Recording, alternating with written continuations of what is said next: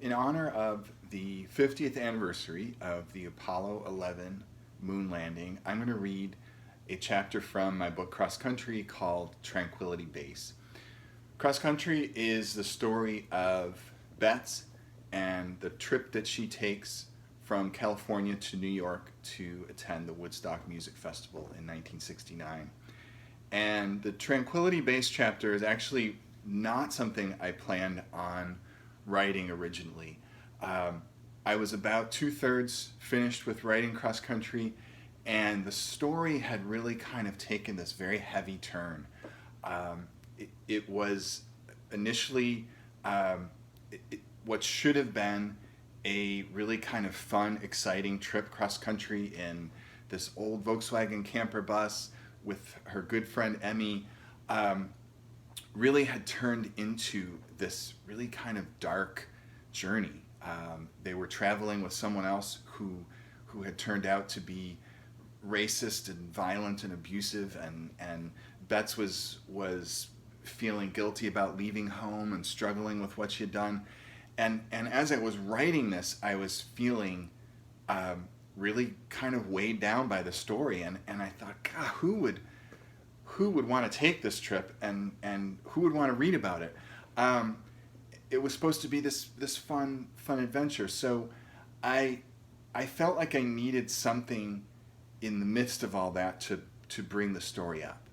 And when I thought about what was happening in 1969, I realized I had a really um, obvious event that would help, not only help bring my story up, but historically helped really kind of bring that whole time period up.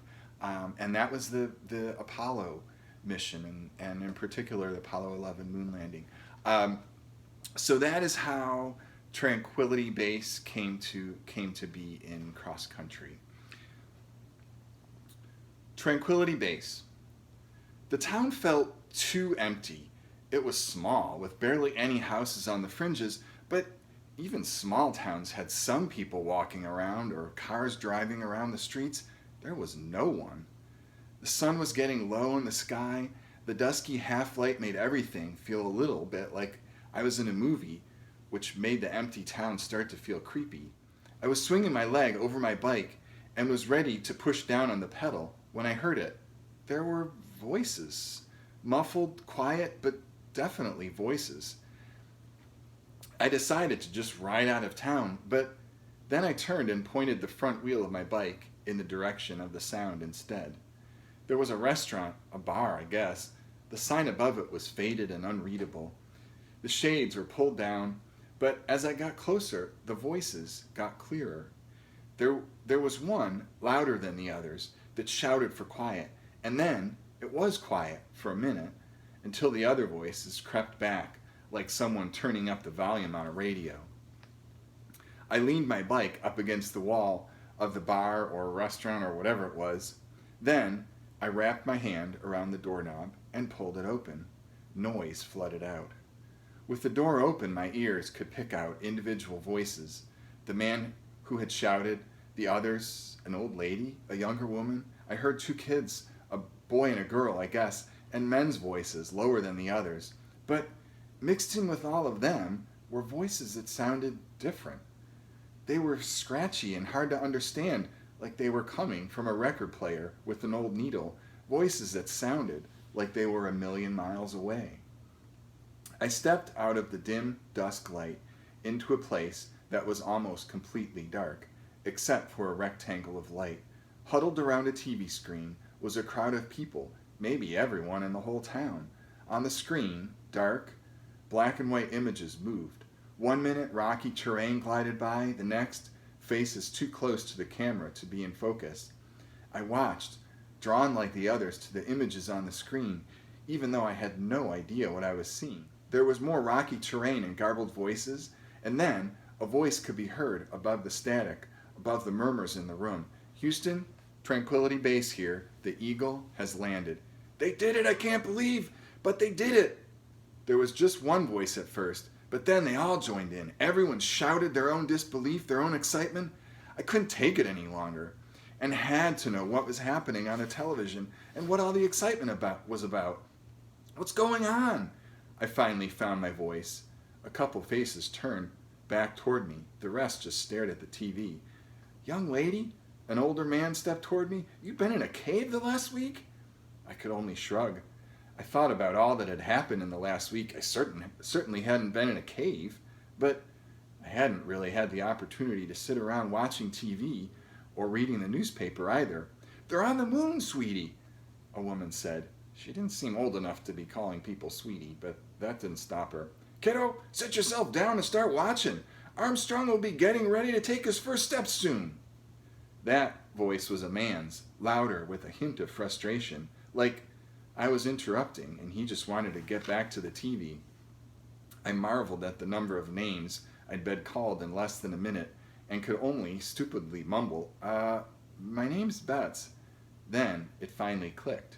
There were astronauts going to the moon. Had I totally missed it? Were they already there? I let the faces turn back to the TV and I just stood there watching. It suddenly made sense. The rocky landscape, the grainy black and white images, and the static-filled voices, everyone in town had gathered around what was most likely the only TV for miles, so they could watch Neil Armstrong and Buzz Aldrin land on the moon. I had to get back to Emmy. It didn't even occur to me to stay in front of the TV and watch for myself. I had to tell her. I burst outside, back into the light, and hopped on my bike. I pedaled hard, not even sitting down on the seat for most of the ride. My ride into town had been leisurely, a substitute for sitting down next to Emmy and meditating. I pedaled slowly, taking in the scenery and getting lost in my thoughts. My ride back was the opposite, furious and focused. I didn't stop to even consider why it was so important to me. It was important to everyone, it seemed. People had been talking about it for months. For years, I guess. It was important. I felt a pang and pushed aside the thought that what I really wanted, what I really should have been doing, was sitting at home between my parents, watching the moon landing with them. I got back as the last light was fading from the sky. Emmy was still off at the edge of the field we'd parked in. I called out to her in a voice that was too soft to get her attention. I called again louder, not wanting to interrupt her, but desperately needing to tell her the news. Emmy stood and ran toward me. I remembered, for one brief second, the way she ran toward me in City Hall that day in San Francisco. I pushed the memory away and brought myself back to the present. "The moon!" I shouted. "We landed on the moon! They're going to walk on it!" Emmy had reached me in a whirl, her hair and dress flowing out behind her. She was as confused as I must have looked back in town, and I did my best to fill her in between excited gasps for breath. "It's cool, Bets," she said in a calm voice. "We'll tune in, it's cool." I tried to absorb some of Emmy's calm and make it my own, but it was impossible. Emmy opened the passenger side of the VW, and I followed close behind, expecting her to slide over to the driver's side so I could hop in after her. Instead, she stopped with her feet still on the ground, and I nearly lost my balance trying not to run right into the back of her. She leaned into the VW and turned on the radio. A blast of music came out of the open door, but she quickly changed the station. There were bursts of static, separated by snips of voice or music, as Emmy turned the radio dial and scanned through the stations. She paused at a couple, listened for a second, then moved on. Finally, she found it, and I heard the same static voices I'd heard on the TV in town. Emmy adjusted the dial, losing the station for a second, and then tuning it in perfectly so that the voices seemed like they were right there with us in the VW. Columbia, this is Houston. 1 minute and 30 seconds to LOS. All systems go. Over. Columbia, thank you. Stay where you are a minute, Neil. Okay, you need some slack? You need more slack, Buzz? No. Hold on just a minute. Okay. I had no idea what they were talking about, but we were listening to voices from another world. I looked at Emmy, and she just looked back and smiled. We listened for another minute, neither of us saying anything, just looking at each other, then looking at nothing, the way people do when they're listening to something that they can't see while their minds are busy imagining it. We might be able to make it back into town, Bets, Emmy said with a smile, but watching from here is better. Her eyes shifted up toward the sky and she giggled a little. My eyes followed hers and then settled on the glowing white crescent hanging far above us, the moon. I giggled with her and smiled back. Then, without a word, Emmy turned toward the VW, stepped up on the back tire, grabbed the roof rack, and pulled herself up onto the camper top. We hadn't raised the top of the camper when we'd parked, so she was able to crawl onto the large, flat roof and lie down. I wondered for a second if I'd be able to pull myself up to the roof with the same ease that Emmy had, but I didn't care. I repeated her steps onto the tire, grabbing the rack, and then I was beside her. The roof was uncomfortable at first, flat and hard, and I felt with my right hand for the edge, not wanting to fall off. But once I had settled myself and put my hands behind my head like a cushion, I felt my body relax and my eyes settled on the moon far above us. It was perfect. I felt foolish for thinking that we needed to rush into town to watch on TV. There was complete darkness around us. The only light came from the stars and moon above us. The voices on the radio drifted out of the open door and filled the night. I felt Emmy's hand brush mine and I reached out to hold it. My mind relaxed. I knew I couldn't possibly see the astronauts just by looking at the moon up in the sky, but I was overwhelmed by the sensation of hearing their voices on the radio while I was looking up at the new world they were exploring. Roger, we copy. It takes a pretty good little jump.